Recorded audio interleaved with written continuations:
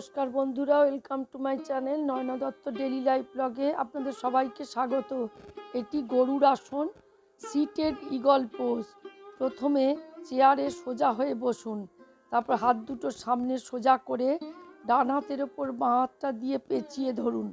দুটো হাত ঠিক নমস্কারের ভঙ্গির মতন থাকবে, শ্বাস প্রশ্বাস স্বাভাবিক। এইভাবে 20 থেকে 30 সেকেন্ড ধরে থাকুন।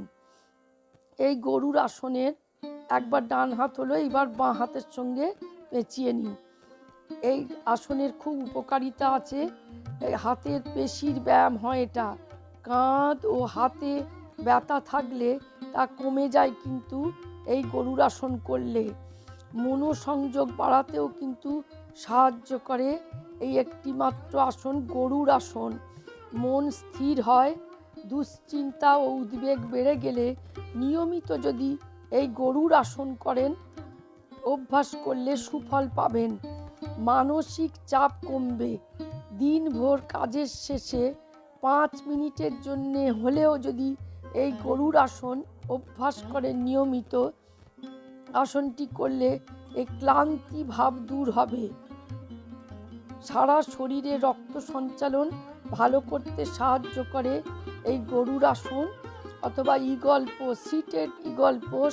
আপনি চেয়ারে বসেও করতে পারবেন, মাটিতে বসেও করতে পারবেন এই গরুর আসন।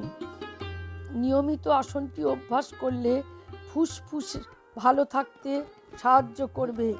শ্বাসজনিত যাদের সমস্যা আছে, শ্বাসের কষ্ট, তাদেরও কিন্তু এই সমস্যা দূর করতে সাহায্য করে এই গরুর আসন।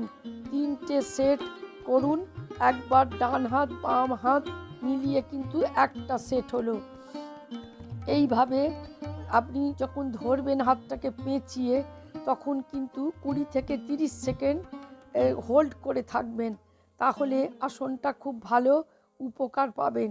প্রথমে হাত দুটো সোজা করে রেখে তারপর হাতটা কনুই থেকে ভাঁজ করে পেঁচিয়ে ধরবেন। এইভাবে যারা কারা করবেন না, যাদের ভার্টিগোর সমস্যা থাকলে তারা কিন্তু এই গরুর আসন বা সিটেড ইগল পোজ না করাই ভালো। আর যাদের স্পন্ডেলাইটিস আছে তারা কিন্তু ডাক্তারের বা চিকিৎসকের পরামর্শ ছাড়া এই আসন করবেন না। এই সিটেড ইগল পোজ নিয়মিত আপনারা এই গরুর আসন দাঁড়িয়েও করতে পারেন, বসেও করতে পারেন। মাটিতে যারা মাটিতে বসতে পারে না, তারা কিন্তু চেয়ারে বসেও এই আসনটা নিয়মিত অভ্যাস করতে পারেন। নিয়মিত অভ্যাস করলে আপনার দুশ্চিন্তা দূর হবে, রক্ত সঞ্চালন বাড়াবে, দুশ্চিন্তা উদ্বেগ কমে যাবে, আপনাদের ফুসফুসের সমস্যাও দূর হবে। নিয়মিত অভ্যাস করুন। আজ এই পর্যন্ত, নমস্কার।